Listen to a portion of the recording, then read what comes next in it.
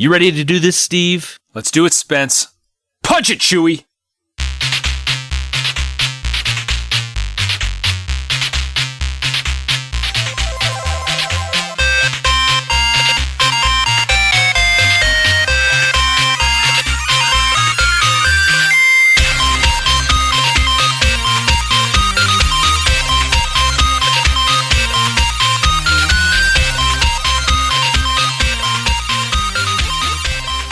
Welcome to the Fortress of Nerditude podcast, a safe place to talk about all things in nerd and pop culture. I'm Spencer Stapleton, and my co-pilot, as always, is Steve Madura. Cricket. I'm just kidding. I'm here. We're two best friends that, despite being fathers and husbands, we just refuse to grow up. Thank you for joining us. This is episode number 23, or as we like to say in Chicago, Michael Jordan. Oh, yeah. Your Chicago Bulls! So, Steve, welcome back, man. Thank you. It's good to be back. It is nice to have you back here in the Fortress of Nerditude. We had a good time last week, but we did miss you. I must say that. We did miss you. I appreciate that. No, I actually I listened to the podcast, and it was a lot of fun to listen to. And I'm like, this is a good show. I'm like, wait a minute, I'm not on it. Dang it! No, it was really funny. I appreciated the cricket sound, which I don't actually think sounds like the word crickets, but you seem to always like cricket. They don't say their name or their. It's true. It's kind of weird. Anyway, so yeah, it sounded like you guys had a good time, and I am glad that Josh was able to jump in at the last minute and cover for me. I had a really busy week and just kind of a perfect storm. The night of the podcast was my son's 11th birthday and my 14th wedding anniversary. And I had a crap load of work to do. So apologize to all the fans in TV land. I still love you. So it's good to be back.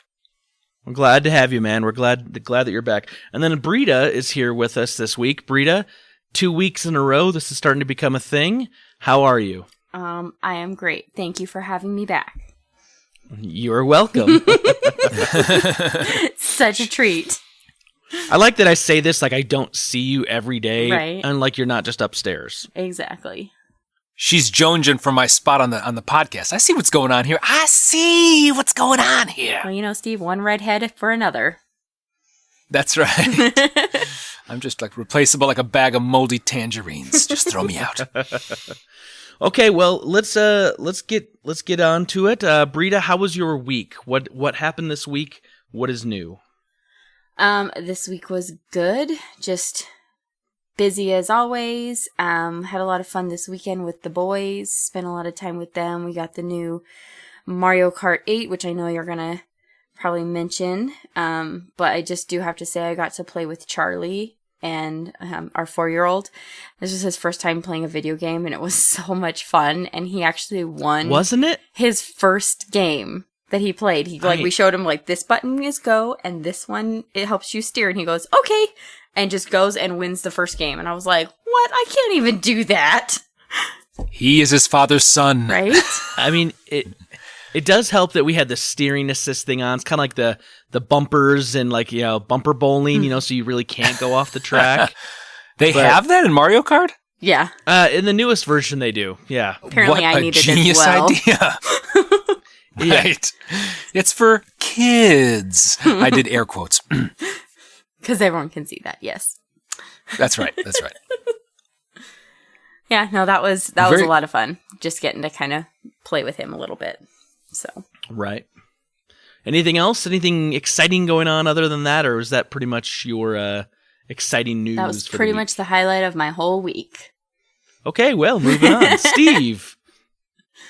So, Britta, I always want to say, always good to have you. This podcast, I've said it before and I'll say it again, always needs a woman's touch. So, thanks, Steve. No, I am glad to be back. So this past weekend, I know that I told everyone 2 weeks ago that I'd come and report, but my wife and I took a marriage retreat out in Indianapolis. So we went for the weekend. Not exactly. But it was actually awesome, and I just want to put a quick plug in for it. It was through a group called Family Life, and it was called Weekend to Remember. And believe it or not, this was actually my idea. I was like, you know what? 14 years of marriage. I'm like, it's time for a little spring clean, a little refresh, little, just time away. And it was one of the best things I have ever done.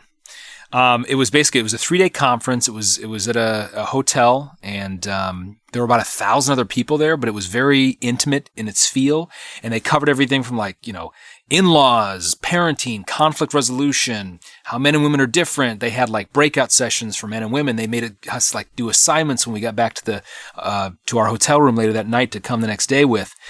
They had a section just for men called Stepping Up.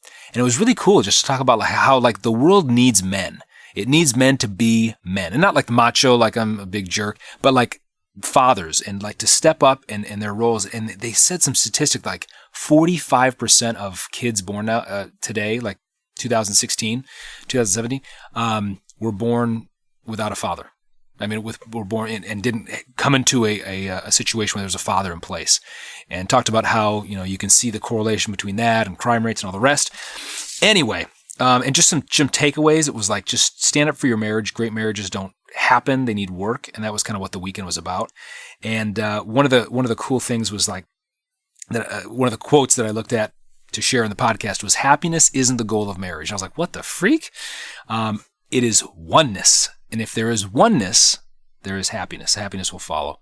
And so anyway, just a huge plug. If anybody thinks of doing it, they had people there that weren't married, people that were a week married, and people that were 55 years married.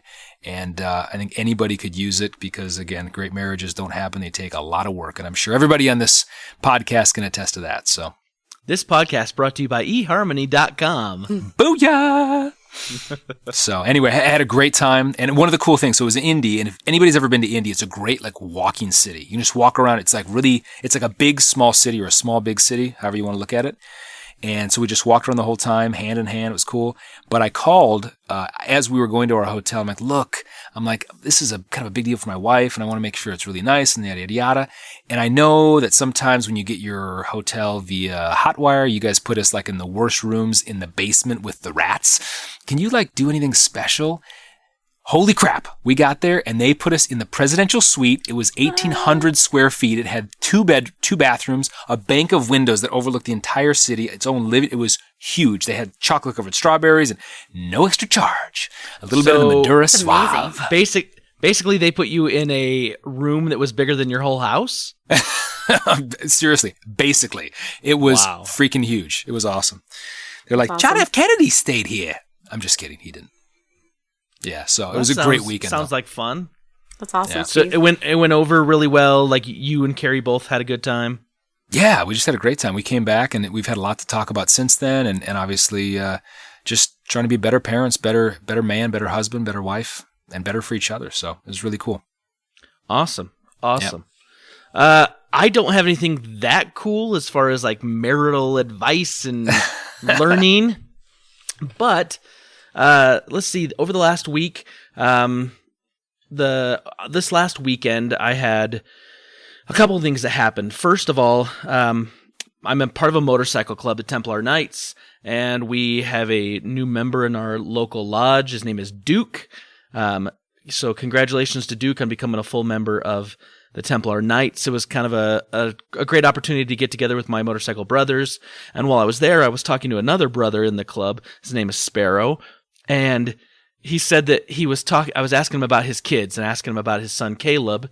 And he says, yeah, so the other day, because Caleb's now working with him and he works construction. And anyway, he says, yeah, the other day I look over and Caleb's listening to something and he says, what are you listening to? He says, oh, I'm just listening to Krypton. And that's me.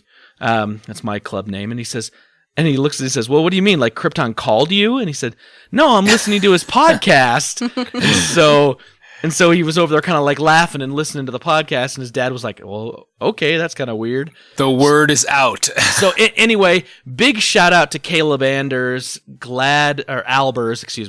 Glad you're listening, Caleb. I'm glad you found the Fortress of Nerditude and you're joining us every week. That's pretty awesome. It was just a little connection of one part of my life connecting to another part of my life that I didn't really kind of expect. So anyway, I thought that was interesting. If I can quote Cosmo Kramer, like, worlds are colliding here, Jerry. Yeah, exactly. Or is that right? is it George Costanza? I can't remember. So let me ask this though, Spence. So I know your name is Krypton, and you've got a bunch of other Sparrow and others. So is Duke his road name, or is Duke his real name? His real name is John Wayne Flynn, and so his John nickname Wayne became Duke. Duke. Yeah, okay, I got that. I see what you did there with the yeah. So very cool. Anyway, so that happened, and then of course over this weekend we talked about it last week when Josh was on with us. But the big Mario Kart 8 release happened this weekend, and we had that big Super Indie podcast game night, and that was a lot of fun. It ran all weekend long. There was something like over 100 gamers that participated in this thing from other podcasters and people who listen to these podcasts and just people who game in general. It was a good time. I mean, I got to meet some new people and talk to some new people. And it was just a lot of fun. So big shout out and thank you to Sean Capri, my brother Josh Stapleton, Bobby Pauls, Jason Lacey.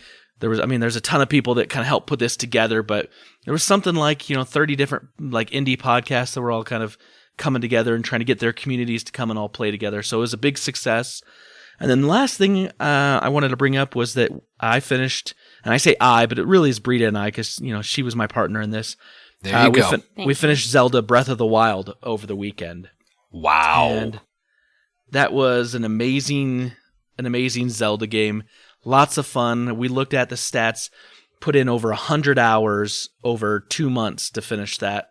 And just had a real good time. So I'd recommend it if you play video games and you're thinking about getting a Nintendo Switch. Go get Zelda Breath of the Wild. You won't be disappointed. So without like a big spoiler alert, but like, can you tell us anything about how it ended? Yes, I can. It ended, and it was fantastic. You son of a gun. Fight the bad guy. I mean, if you play Zelda games, it's pretty straightforward. I mean, it's your Link and Princess Zelda has been captured or is taken or whatever, and you have to defeat Ganon. I mean, that's pretty much the storyline for every Zelda game, and that pretty much is the storyline, in this game as well, with some variations, of course. So, cool. No, totally worth it. Totally worth it. Very cool. I want to say one thing before we move on, Spence. I think it's just funny, and I've mentioned this before when we talked about, and I forget the name of your motorcycle. Drogon. I think it's just important for people to know that while this podcast focuses on things that might be classified as nerdy, air quotes again, I think that nerds come in all shapes and sizes. For instance, if you saw Spencer Stapleton on the road, shaved head, 200+ pounds on his Dragon bike, like lights ablazing with his German army helmet, whatever, you would look like that man might kill me if we stop at a stoplight and I give him a dirty look. Nerds come in, his brother Josh is like a 6'12" basketball player that happens to like video games. 6'12", you mean 7 feet? Let me tell you something. I'm no mathematician. I was a communications major. I talk good. You've got Steve Jobs, freaking like, turtleneck every day. You got Bill Gates, who really just looks like a nerd. But I just want to say to shout out to every nerd, black, white, bond free, male, female, tall, short, fat, skinny, motorcycle, turtleneck, or whatever. You have a safe place here at the Fortress of Nerditude. So welcome. Very well done, Steve. I like that. Well, with that, let's have an awesome segue and let's move on. Let's do it, man. Let's do it. All right, let's get into some Rebel Intelligence. What do you say? Always. I always have to let you know, many Bothans died to bring us this information. Rest in peace, you Bothans. Okay, Steve, Britta, Rebel Intelligence, my favorite section of the podcast, is here and upon us. Let's look into what's been going on this week in the galaxy around us. Steve, you want to give us a shout out and start the process, my man? Yeah, so Ridley Scott, the director of Aliens, there was a little funny article about about some interview that he had where he actually believes in aliens and that they're real and that if they ever came encounter, that they would probably kill us. Which just goes to show that when you make 7 movies in a franchise, it starts to get into your mind. So my question is this. Did he believe in aliens before he made the movies or after he made the movies? Well, is it really a question of before he made the movie or after one came out of his stomach? I'd say probably after. I think it's a story of I'd say the chicken and the egg, but more like the face hugger and the egg. Britta, what are your thoughts on this tale of twisted? Got nothing. Okay.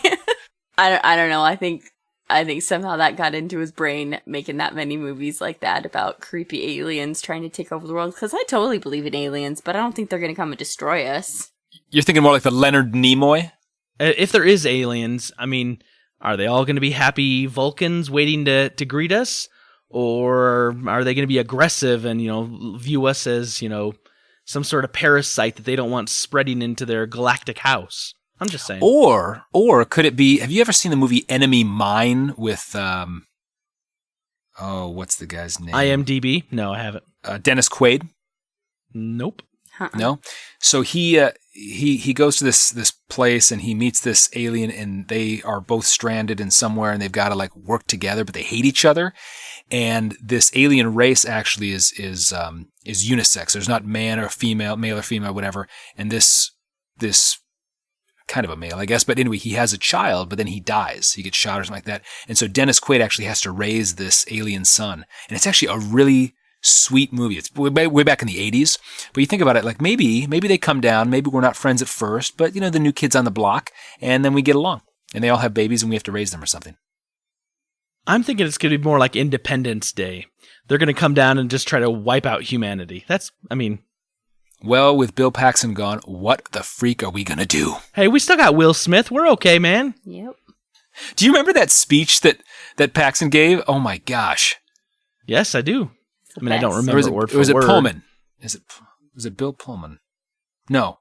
It was Bill Pullman, wasn't it? It's Bill Pullman, Bill yeah. Pullman. Dang it. Wrong one. Anyway, man, that gave me goosebumps. I almost cried. All I remember is he ends it on, "This is our Independence Day." And I'm sitting in the theaters going, it's actually July 2nd. The movie released on July... never mind. That was actually one of the first movies that I've ever been to in the theater where people stood up and clapped afterwards. No joke. And I saw it on July 4th, the day it came out back in whenever. Well, see, it came out actually July 2nd. Because it came out the day the actual invasion happened and whatnot. Because I remember I saw the movie too on that day. And I remember I walked out the theater and I looked up into the sky and was wondering if I was going to see something hanging over the theater. I was like, if they do, that's great marketing. But, right. But no, they didn't. That ain't marketing! So did people stand up and clap in the theater that you were in? Do you recall? I don't recall because I've been to a lot of movies where there's been a lot of clapping. But that's usually because it's the opening night of a Harry Potter movie or a Star Wars movie or a Lord of the Rings movie. And so you got a lot of fans that are going to clap and go wild and nuts anyway. So I don't really recall if there was clapping at the end of Independence Day. I remember seeing that movie and I'm pretty sure I saw it with my grandpa who fell asleep during that movie. Just slept through it. Woke up and was like, what? It's over? I was like, how do you sleep through that? Did we win World War II? Say, how can you fall asleep to Welcome to Earth? Right? Not Earth. Oh, I Earth. love that movie. Right. Welcome to Earth. All right, moving on. What else do we have in Rebel Intelligence? So this I thought was really interesting because if this guy can't get a date, woo, I'm glad I'm married now. Otherwise, I'd be in big trouble. So John Boyega, who plays Finn in Star Wars Episode 7 and the upcoming Episode 8, apparently Orlando Bloom gave him some advice to say, hey, go find a girlfriend and, find love and lock that down before you get, super big and super popular. Because then otherwise you'll wonder if they're, with you because of that reason or because they really love you. And so apparently he was dating this girl and out on a date. And he kind of hadn't talked about what he did yet, and they're driving through Times Square, and she's like, so what do you do? And he kind of looks up and points at the big billboard with a picture of him holding a lightsaber. He's like, that. I do that. And she saw that and apparently wasn't a fan and didn't care for that. And basically her opinion of him went downhill like very fast. And so they ended up like breaking up and like he had to block her number from his phone or something. So I'm just saying that most any girl would kill to date a Jedi, but apparently not this one. So Steve, thankfully, we're already married and we don't have to worry about this. For that and many other reasons. Yes. Very interesting. That's kind of funny though, right? That, I mean, you would think that no matter the genre of the movie, if you were in the car with somebody and they were like, hey, there's a billboard of me in Times Square, you'd be like, wow, that's freaking awesome. Tell me about one of the biggest movie franchises in the world. Yeah, and who cares if you're not a fan of freaking Star Wars? Who gives a rat's? You know, like... Plus the guy's British. He has a great accent. Who doesn't want say anything. I don't know a girl who doesn't want to date a British guy.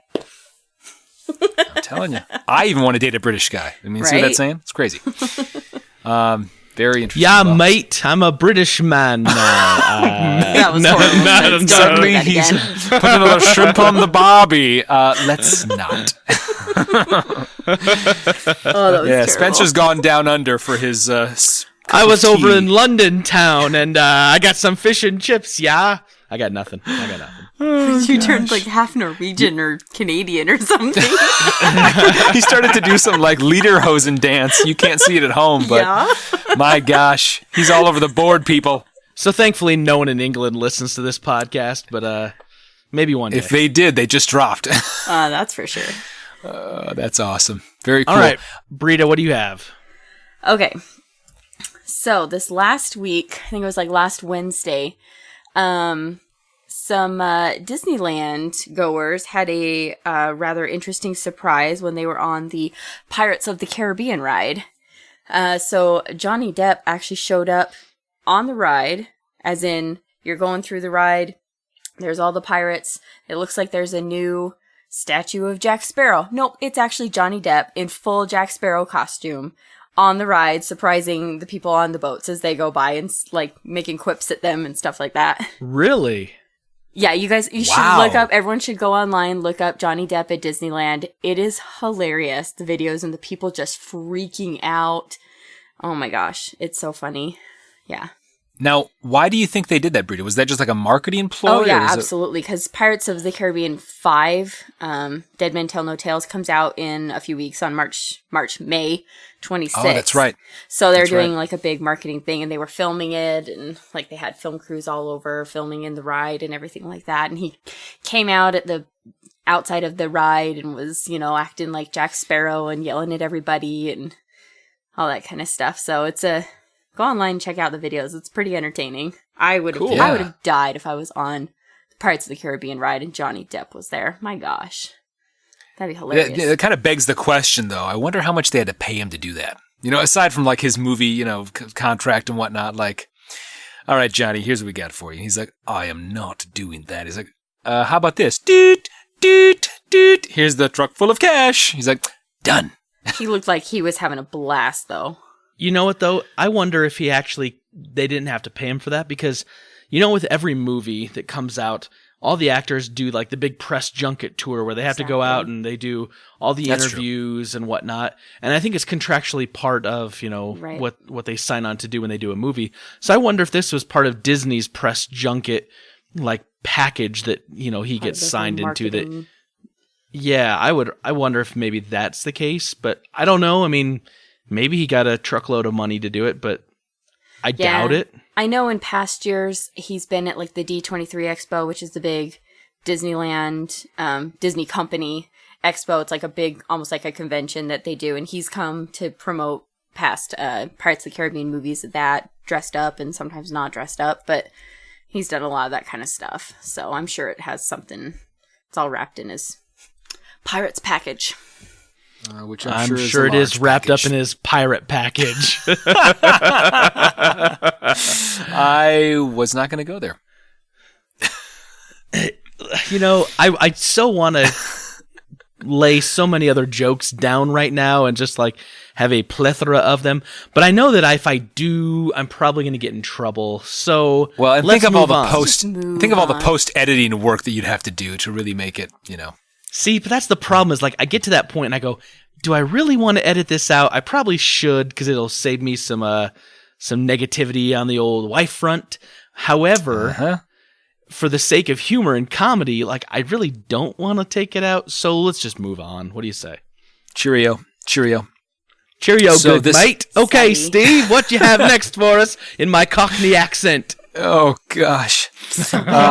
So one of just I an saw odd that story, Sherlock Holmes the other day. I've got nothing. Oh my gosh. I feel like worse than Dick Van Dyke and Mary Poppins. They're rolling their graves. That's not worse than Dick Van Dyke. So there's a funny little story about a Star Trek fan in Canada that had been forced to turn over his personalized license plate after people complained that its message, which was assimil, and then the number 8, so assimilate, was insulting to Indigenous people. The Manitoba Public Insurance Company revoked Mr. Nick Troyler's personalized license plate, which I think is a little foolish, but would love to get your thoughts after he'd been driving around for 2 years with it, and it wasn't a problem until people got so PC that they had to ruin this guy's day. What do you guys think? Okay, so I saw this too, and I looked at it, and if you first read the article, I kind of got the impression like you did, Steve. Like, it just kind of seems silly. The guy's driving around for 2 years, and he's got like a little vanity license plate cover around it that says like, "We are the Borg" or something like that. But then if you read further into the article, it actually talks about how like Canada like had these like assimilation laws, and the Indigenous people were forced into like these assimilation schools, and I kind of started thinking, I'm like, well, how would this be if like this guy here was in the United States and like lived on an Indian reservation and had a license plate that kind of had a similar, message about, like, I don't know, colonization or something like that. And so I can see both sides of the argument. I don't know, Britta, what do you think? I mean, I see both sides. I can understand, but oh yeah, totally. Like, I mean, it's obvious. It seems obvious that it was not to be offensive because he did have lots of other Star Trek stuff, like Oliver's car, the "We Are the Borg," plate around his license plate. But I do see how, because of the history and that specific word was used, like they actually had schools that were called assimilation schools because because it was that specific word that was used so much in the history, that I can see how that would be offensive and maybe in poor taste. And I mean, maybe he didn't realize that. Some people are, don't know certain historical things, or, I don't know how active that word is in the lingo at this point in Canada. But, sure. But I can understand why they would want to do it. It's just surprising that it took them 2 years. That's what surprises me. Yeah. I mean, the wheels of government can turn slowly, I guess. I look at it like this. I feel bad that the guy who obviously has a love of Star Trek and his car's, decked out like it's, the holodeck, and he's, throwing a party for himself with the Star Trek theme. I feel bad that he lost his license plate, but at the same time, I do see that if he's driving around an area where it can be taken as very culturally insensitive, that it could anger a lot of people. So, like I said, I see both sides of the thing. It's probably better that he doesn't have it, just because I think in today's society we have too many people who act first and think second. And I would hate for him to be injured or harmed in any way because someone got really upset by it and decided to act out without thinking or talking to the guy and, trying to understand like what the Borg is or what Star Trek is. You know what I'm saying? Yeah. Well, what I think is actually most ironic about this story is, what is the mantra of the Borg? Resistance is futile, right? And his whole license plate was assimilate. So he just needs to assimilate to the Canadian laws and shouldn't resist. Right. So resistance is futile. You will do what the Mounties say. Yep. That's right. Mounties always get their license plate and their man. Okay, last thing I wanted to talk about on Rebel Intelligence, Wonder Woman has just received 2 more TV spots. I did notice, I watched both of them. They're not really showing anything new that we kind of haven't already seen in kind of the teaser trailers for Wonder Woman. So I'm wondering, is DC holding back on making a big push on their media and showing something new and really trying to drive fans to go purchase tickets because Guardians of the Galaxy Volume 2 comes out this weekend? Do you think that has anything to do with the fact that the TV spots are pretty much just generic what we've already seen?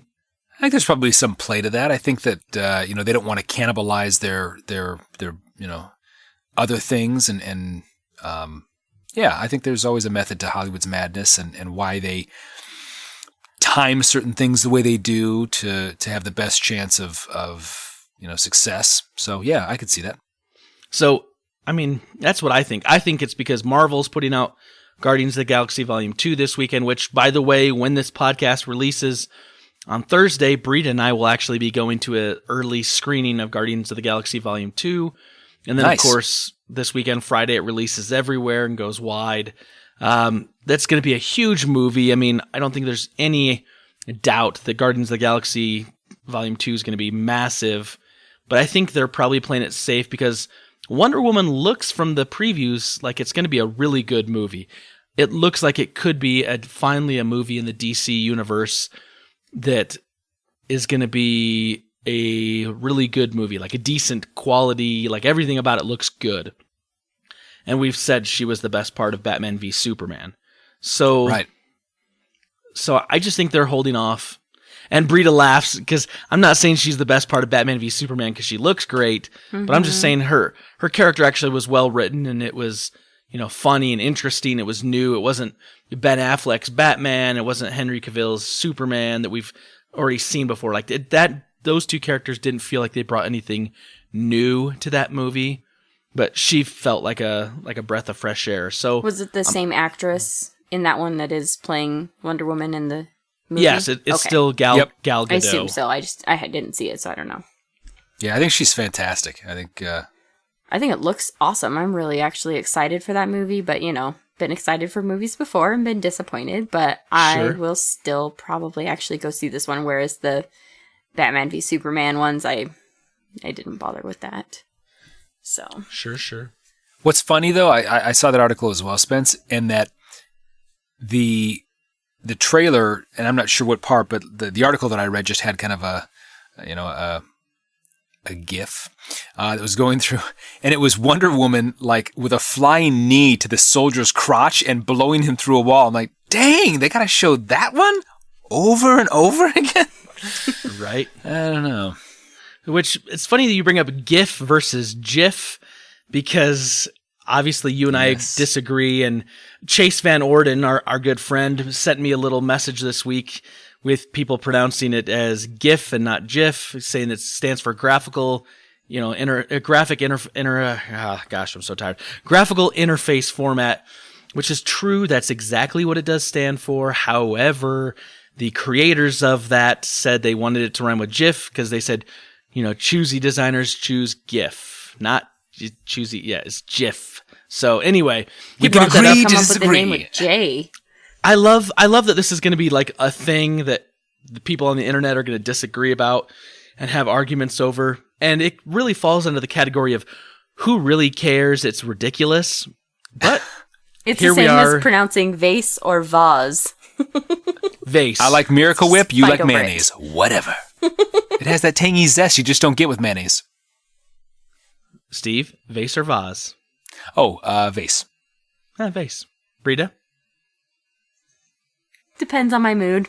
Oh, Really no, don't fancy, you try I'll that. say vase. Am I in a vase mood or a vase mood? Depends what flowers are in it. If there's Ooh. flowers in it. Hint, hint. Oh, Cricket. Mother's Day is weekend coming to remember up. plug. What?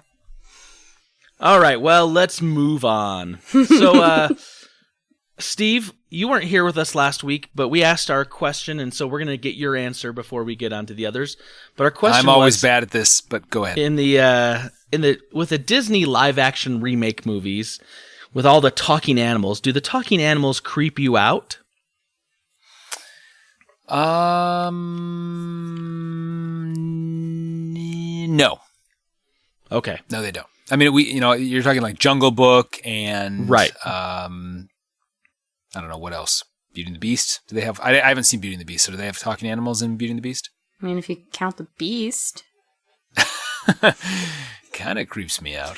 They're going to be doing a remake of The Lion King. So, oh, are they? Like, will that be creepy if it looks like Jungle Book, but they're all talking? No, right? I think they did from what I saw in Jungle Book, and I didn't see the whole thing, but I thought they did a good job, and I thought that it was actually a nice, different take on the cartoon that we grew up with and have grown to know and love. So you're saying they don't creep you out officially? They don't officially creep me out, but like in one of our way, way, way earlier podcasts, not like the Polar Express creeps me out. Holy crap. That is creepy. Tom Hanks' character freaking creeps me out. And the dude on top of the thing that's like, still Tom Hanks. Yeah. Yeah. I just don't know what the dude's name was, but yes. Yeah. Well, Tom Hanks is never going to listen to this podcast again. Good job, Steve. He was the guy in England. Spence, you threw him off the train earlier. All right, well, let's go over to Twitter. At dspin67 says, I couldn't watch The Jungle Book. I don't do well with talking animals. Animated, sure, but live action, not so much. You know, I don't have an issue with it. I know it creeps my brother out. He thinks it's weird. He probably has nightmares. So I get that. Let's go over to Facebook. Over on Facebook, Eric Gifford says, live-action Disney movies have been okay so far for those I've seen, but none have become indispensable like their original iterations. Disney can cash in on its past for a while, but they are undercutting their legacy by not focusing on amazing new stories or characters. Now, I agree with that, Eric, but you didn't quite answer whether or not they creep you out. So I'm going to say since you avoided it, they creep you out. And you just didn't want to admit it on the podcast, which is okay. But officially, you've now been labeled as a I'm creeped out by talking animals guy. So, but a nice response, though. A nice response. Yeah, sure. Even though you didn't answer the question, I think it was a nice, yeah. Well said. Anyway, thank you for your answers. We appreciate your guys' feedback on our question of the week, as always. We enjoy interacting with our listeners and our friends. Continue to do that. You can always respond to our question of the week at Twitter at FordofNerd or long form email fordofnerd@gmail.com or facebook.com/fordofnerd. And coming soon, as I said, fordofnerd.com, although it's not quite ready yet, which we still need to get up and running. Soon. I mean, it'll be ready-ish. I'm working on it. I'm looking into things, trying to figure out exactly how I want to create it and build it.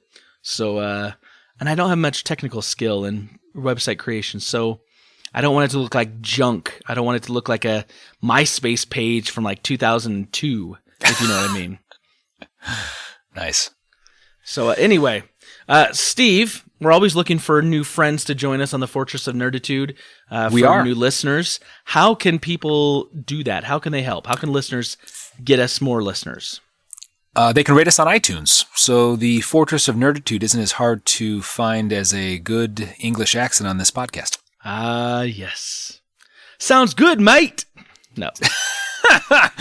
That ain't a knife. This is a knife. Right. Oh, gosh.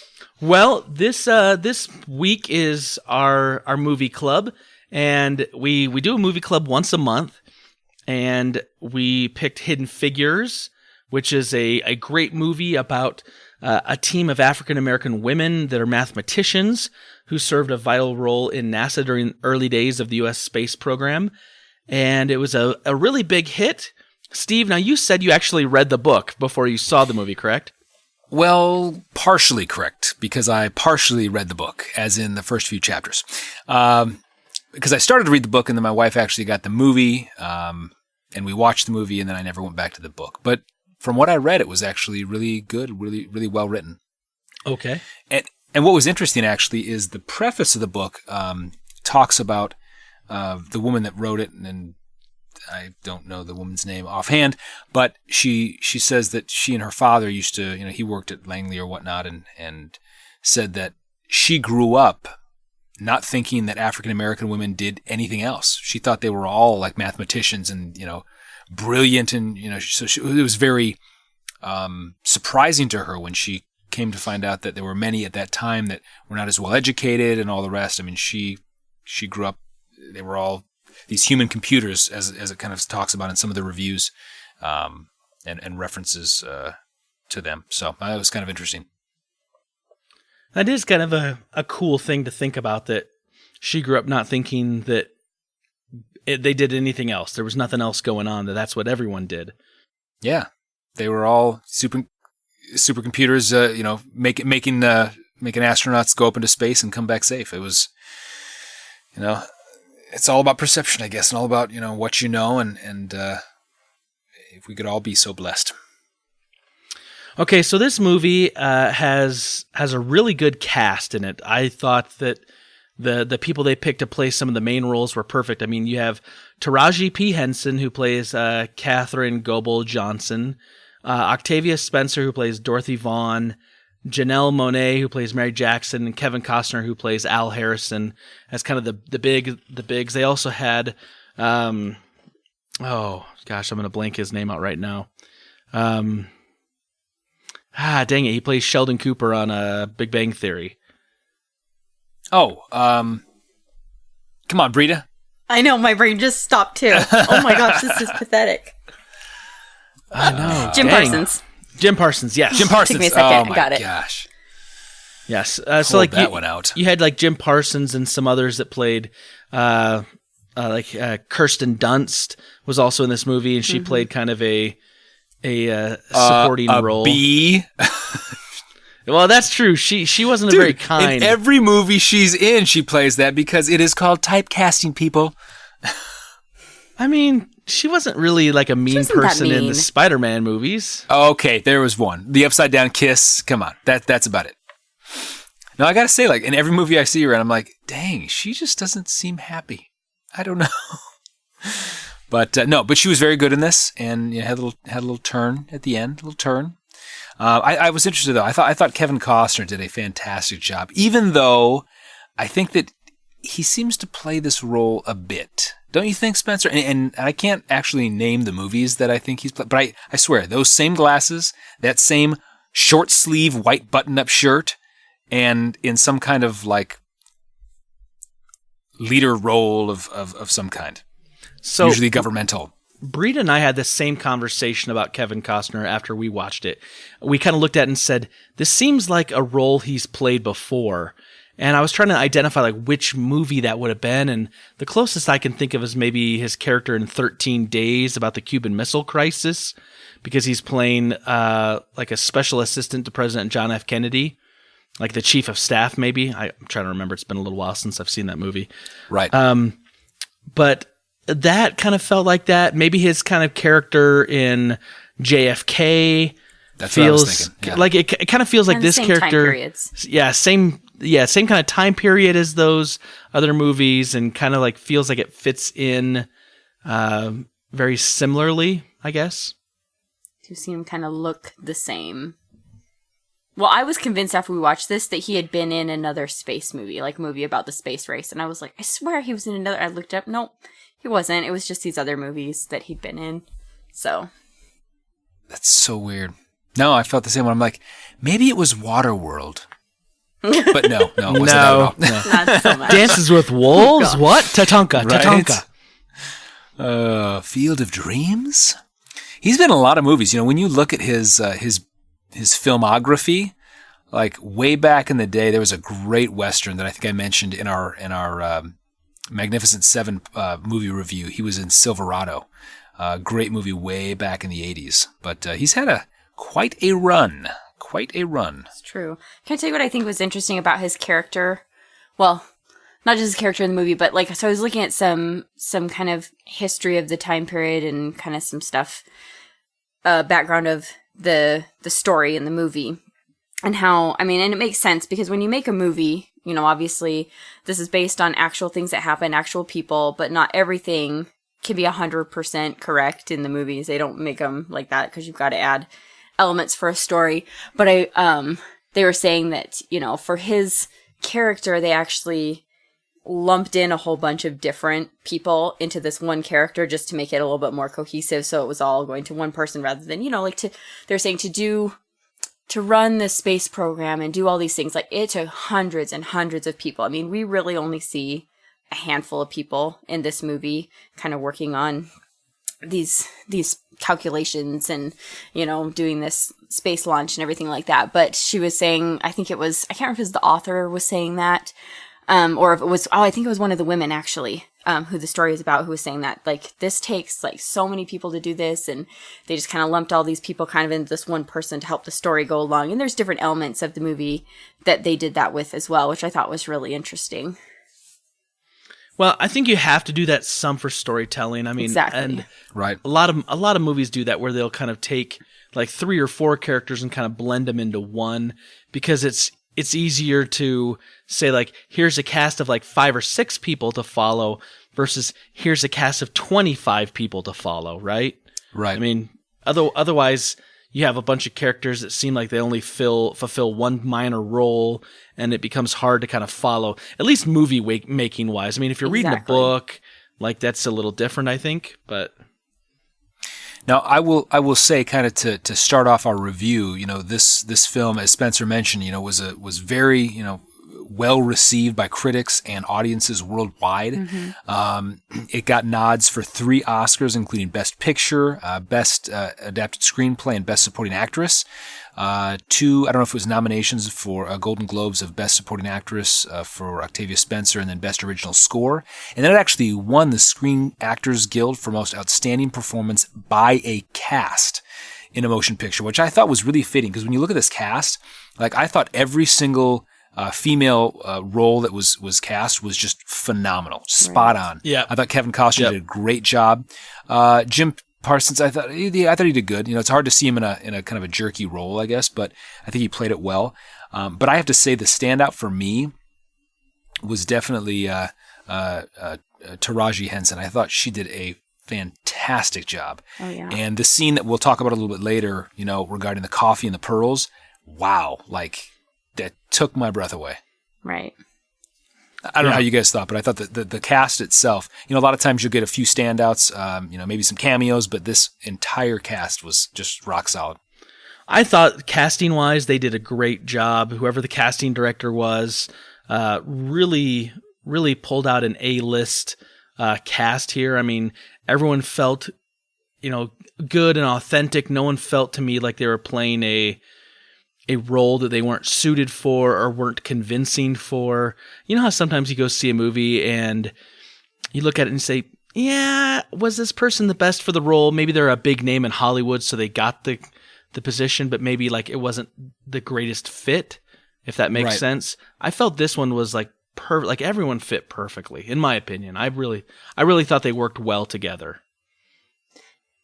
Yeah, I totally agree. I just think, you know, especially like the 3 main women, you know, who spent so much time kind of together in the movie, like they just interacted so well. And I don't know, I just thought they had a lot of really good screen chemistry, and they were just amazing. I just think they were really amazing. I really loved it. Yeah, I think one of the defining moments actually happens halfway through the film. It's when Catherine, who's the main female lead, is kind of being told that she can't attend one of the upcoming kind of mission briefings, talking about, you know, sending up John Glenn into space. And Paul Stafford, who is played by Jim Parsons, basically says, no, you can't. Kevin Costner's character comes over and says, well, why not? And he says, well, there's no protocol for women attending. And Kevin Costner's character replies, there's no protocol for a man circling the earth either, is there? And it was just like done. And I thought that was just kind of the defining, you know, theme of this movie is really, you know, these women were defying all protocols, all stereotypes, all prejudices, and really did something remarkable that we all, as a nation, have to be very thankful for. Absolutely. I mean, my love of the NASA program and the space race. I mean, it's just unparalleled. I mean, I do love it. And I really enjoyed that this movie showed that, but that it also showed it from a different side, a unique perspective of, African-American women who were working for NASA at the time and the struggles that they were going through and trying to break some of the stereotypes and the gender glass ceilings in their career fields, right? I mean, because you have Katherine Goebel Johnson, who's a human computer, and she's working in the department that's trying to help the astronauts go up into space. Then you have You have Octavia Spencer. Octavia Spencer, who's playing Dorothy Vaughan, and Dorothy Vaughan is like, she's not like necessarily the supervisor in this movie. She's kind of like unofficial because they've not made her that, but like she takes on this role and she figures out like, hey, we're going to get phased out, so I need to learn how to do something that's going to, keep me here, something that's going to keep me employed, and figure out what the program's going to evolve into, and I need to make sure that I can do that. And so she does that and finds a job for everyone else, right? Well, and as part of that story, it was kind of cool, I thought, when they bring in this huge computer that was basically supposed to revolutionize everything. It was one of the, we always hear about, the half a block, computers. It was this huge computer that got brought in, and the technicians didn't know how to put it together, at least as it goes in the movie. And so they kind of, throw their hands up in the air. They can't get it to work right. They would leave. And Octavia Spencer is walking by at some point. She goes and she starts reading the manual. She's like, oh, I'm going to learn this. And she seems to be very, they make intimations throughout the movie that she's very technically savvy, just kind of handy and whatnot. So she, as Spencer said, learns how this computer works, gets it up and running, like, hey, what are you doing? You can't touch that.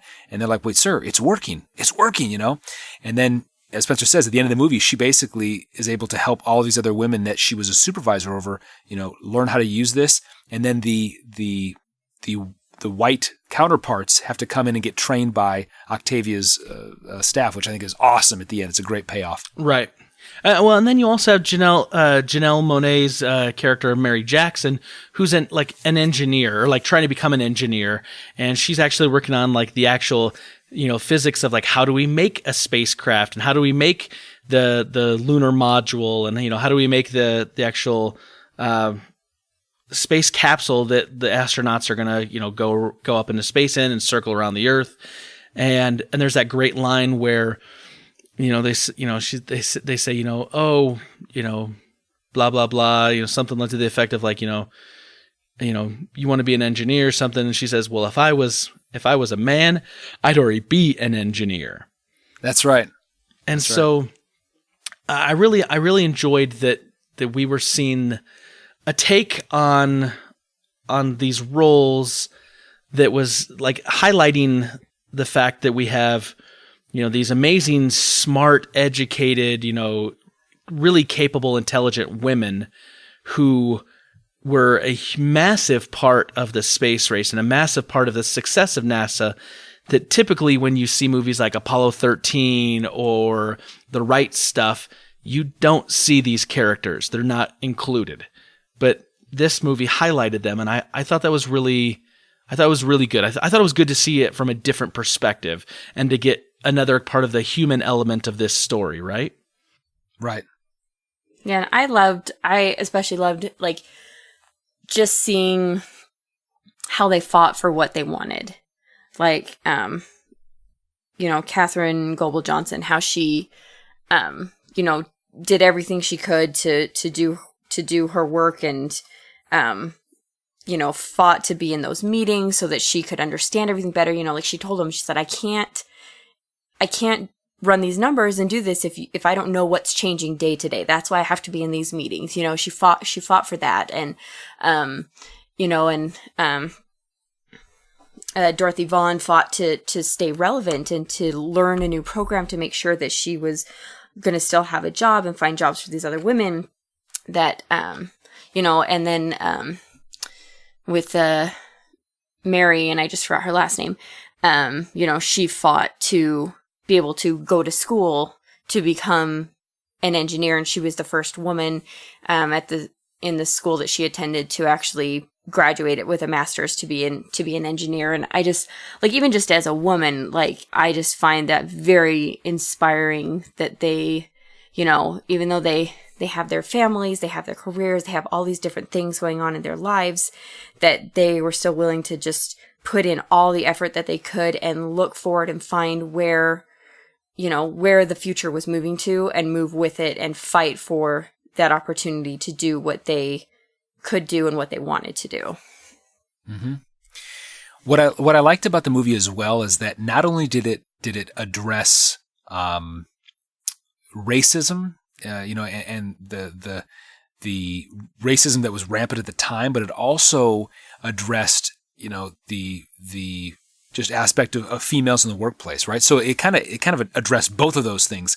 And I loved the scene when you have Catherine Goebel going back and forth, right? So she's transferred to this new wing to work under Kevin Costner to kind of find out the trajectory of the spacecraft and how they're going to get it back safely, right?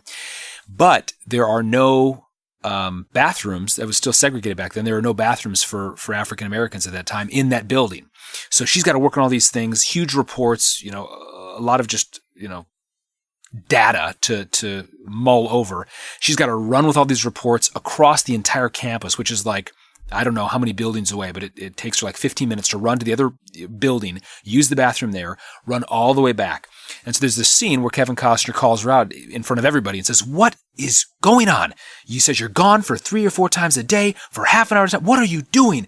And then and this is the part where I think she just really shines as an actress in this movie. She basically just says, you know, we don't have bathrooms. I can't even use the same coffee as you people, you know, and basically just says it like it is. So Kevin Costner throws away the coffee can that she was, you know, reduced to use. And then he goes over to the building, or goes down the hall with a crowbar and basically just starts, you know, whacking away at this sign that said, you know, white only bathroom. And then he gives this classic line at the end. You guys remember this? This classic line. He says, "At NASA, we all pee the same color." Right. I think that's probably going to go down as the most quotable line of this movie. No, I'm kidding. Houston, we have a problem. We all pee the same color. Right. But it just dealt with sexism and racism all at the same time in a wonderful way. And you came away just with a very empowered feeling, which I thought was awesome. Right. Yeah. I think it did exactly what it was supposed to do. I mean, the film was supposed to make you understand how important these women were to the space race. I mean, even to the point that when John Glenn is getting ready to go up in his rocket, right? The big computer that's supposed to do everything, the numbers don't line up. And so right. John Glenn personally asks for Katherine Johnson to come in and to check the numbers because he trusts her. Mm-hmm. And she comes in, checks it, and verifies everything. And so the launch is good, and he goes up into outer space. That actually really happened. And so you know that the people definitely working inside of NASA had the full, you know, these women had the full faith and trust of all of their coworkers at the time. And that, like you said before, I think, Britta, that there was hundreds and hundreds, if not thousands of people that worked on the space program. And so you had to trust in the work your coworkers were doing. You couldn't just, you know, trust in yourself only. So, I think we're all in agreement that we really like this movie. Absolutely. Mm-hmm. I thought it did really, really well, but here's something I want to mention. This movie, as it says at the beginning of this movie, is based on true events. Right. Because not everything that they showed in the movie is actually historically accurate. Right. And that's typical of movies. But sure. There was I actually looked into some of the historical accuracy issues. And I don't want to make it sound like it made me appreciate the movie less, because it didn't. But it made me made me a little more aware of how Hollywood kind of, you know, played up some of the aspects of the story to make it work better as a film. Mm-hmm. So one of the things we're talking about, the whole issue with the colored bathrooms versus the non-colored bathrooms, and Kevin Costner's character going over and like smashing the sign and ripping it down, and we all pee the same color, right? That never happened. Right. So basically, We don't all pee the same color? apparently not, man. Good golly. 50 Shades of Yellow. It actually was Mary Jackson's character that had to go back and forth to find a colored bathroom. Apparently, Katherine Johnson, when she got into her area, there was no sign that was the whites only or colored bathroom. So she started using just the bathroom, and apparently there was like a complaint, but she just ignored it basically, and eventually the complaint was dropped. That's awesome. So, one of the other things is, they kind of show this whole idea of, not segregation not existing in NASA, but actually there had been like a law that had been passed, and I believe it was like in the early 50s, that said that segregation couldn't exist inside of government buildings or government agencies that dealt with defense or something else. And since the space race kind of grew up out of defense, because we were worried about the idea that the Russians are going to get in outer space and put nukes in outer space, this all fell kind of under that. So while there definitely was still some ongoing things with the bathrooms and whatnot, like there wasn't really an issue with African Americans working with whites to the same level that it was everywhere else in the nation, because by law it had been mandated that you couldn't have segregation inside of some of these areas prior to the big civil rights movement and change in the 1960s. So I found that really interesting. A couple other things I saw that were historically inaccurate. Like I said, the thing with Katherine Johnson and John Glenn wanting her in there was totally accurate. Although they did kind of talk about some of the science in the movie about an elliptical orbit versus a parabolic orbit, and like that necessarily wasn't true. Like some of the math that they showed didn't kind of match up, and I think that's a small change. I mean, yeah. How much do you really care about if the math works out, right? Exactly. Yeah. Is that algorithm exactly right? Put it on pause. Yeah, and some of the things they changed for the movie were obviously for more dramatic effect, like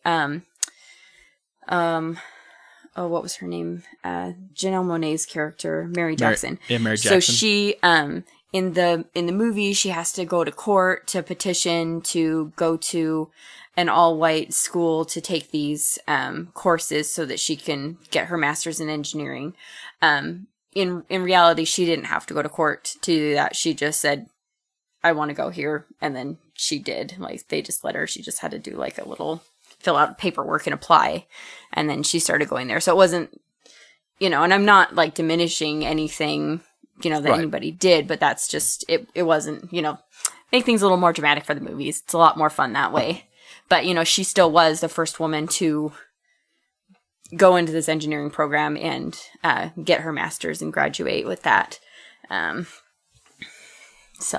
Right. And there's also that scene where Katherine Johnson's character, like Steve kind of brought it up, where they bring her into a meeting with John Glenn and the others because it was like mission critical.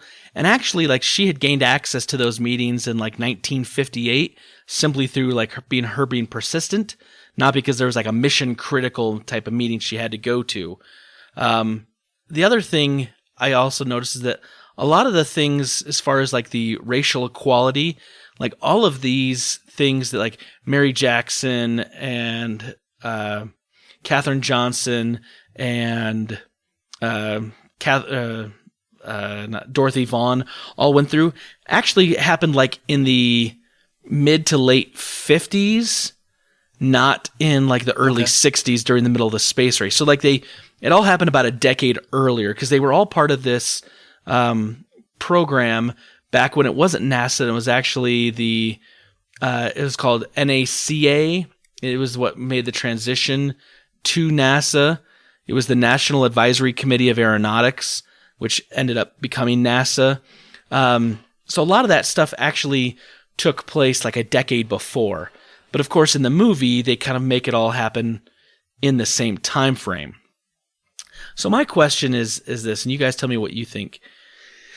Do you think that they changed the time frame of some of this stuff and, kind of changed the thing and put in the whole scene about the bathrooms and knocking down the thing so that they could tell a story about racism and sexism at the time of the space race to make it a better movie or make it a more marketable movie, do you think? Or do you think it was just that this was part of this story, but it was just more spread out, and so they kind of compacted it in just to tell a more concise story? And it wasn't like a premeditated, pre-thought out way of like, hey, how can we kind of, bolster the story to make it more marketable to general audiences? I don't know. I guess that's my thought. You guys tell me what you think. Well, I think that I think it was definitely, they just compacted it and just kind of put all of these women's stories, like their whole big story, into this small time frame, and that just seemed to be where it kind of fit the best with the things that were going on that they were working on. You just have to do that for a movie. You can't spread it out so far, especially when it's just kind of this type of story. I feel like they just kind of bunched it up to make it a little easier to tell. Yeah, I would probably agree. But then keep in mind, obviously, that Hollywood is in the business of entertainment, not of facts and history, and so the issue of the bathrooms or the pearls that Kevin Costner buys for her at the end, were those probably little sentimental heartstring pulls that makes a movie good, memorable, and puts butts in the seats and money in the pockets? Probably, What I always do appreciate, though, Spence, on these kind of like based on true events, is kind of the epilogue when they end, and then you realize like, whoa, wait, this actually, So Mary, obviously obtains her engineering degree, right? Octavia's character Dorothy continues to supervise the program long into into her olden age, and then Catherine calculated the trajectories of Apollo 11 and 13. And I read on Wikipedia that she actually in 2015 she was awarded the Presidential Medal of Freedom, and a new 40,000 square foot computational research facility at Langley was renamed in her honor. Right, which is pretty cool. Which is unfortunate, though, that it takes like this movie and kind of the revealing of this whole story to make that happen and to have her recognized. But as they say, better late than never. So right, yeah, I saw those things too, and I do agree. The epilogue where they kind of show like, hey, this is where the real people are, or what they've done. I always do enjoy that too. And I also really like it when they show the pictures of the real people. So you've seen what Octavia Spencer's character looks like, but then you actually see the real Dorothy Vaughan. I do enjoy that. So let me ask you guys a couple quick questions to kind of put a cap on our review of Hidden Figures. Some rapid fire questions. Britta, did you think this movie was good? Yes. Steve, was the movie good? 2 thumbs way up into outer space. Okay. Would you say the movie was great? Britta. I think I would. Okay. And I'm going to assume, Steve, you're going to say it's great since you have your thumbs in outer space. I'm floating in orbit, baby. Would you recommend the movie to a friend? I already have. So, okay. Yeah. Steve? Yes, I would. Lastly, if I hadn't seen this I didn't see this in the theater, but is this a movie that you would have seen in the theater if you didn't watch it at home? Like if you'd had the opportunity, is this a movie that you would take a date, take a spouse, someone, a friend? Would you go out and see this movie in the theater, or is this a rental type of movie? For me, I think it's kind of a rent, like when I go to the movie theater, I go to the movie theater to see something on the big screen. I don't feel like this would be any better or worse, if it wasn't on the big screen. I don't feel like, there was action or certain special effects or things like that you would miss out on watching it at home. So I'd probably opt for a home viewing. I would actually agree with that. I think the movies I like to see on the big screen are like the big action movies, like things like that you really want to see huge. And this movie, I don't think it's needed to see on the big screen. Like my TV at home is big enough to watch this and prefer to watch in the comfort of my own home anyway. But this is a movie that I'll watch multiple times for sure. So I'm glad that we actually purchased this movie. Yeah, I agree. I'm glad we purchased it. I'm glad we watched it. I've seen it actually twice, so I really enjoy it, and I'd recommend it to any of our listeners in the Fortress of Nerditude. Well, let's end the podcast like we always do with a question of the week. Movies that are based on true stories. Does it hurt? Do you think it hurts the film if they're loosely based, or do you think it doesn't hurt the film? Because I'm curious to know what other people think. Because I read a bunch of stuff about the movie after the fact, and it didn't detract from the movie in and of itself, but it did make me just kind of realize how much Hollywood kind of ginned it up a little bit to make it all work. So I'm curious to know, what do you guys think? Movies that are loosely based on true events, do those work for you? Or is it just a nice movie? And you let us know. Well, let us know on Twitter at Fort of Nerd, Facebook.com/Fort of Nerd, or email fortofnerd@gmail.com. Give us your answers, and we will talk about them next week. Like I said, just a reminder: go out and see Guardians of the Galaxy Volume 2. It's coming out this weekend when the podcast drops. We're probably not going to talk about it right away because we want to give you guys a good chance to go see it in the theater before we do our movie club on Guardians of the Galaxy Volume 2, but that will be next month's movie club. So get prepared for that, guys. Britta, it was good to have you once again for the movie club as always. It's always a pleasure and a treat to have you. Thank you. All right, Steve. Well, you send us on out of here, my man. May the Force be with you. Always.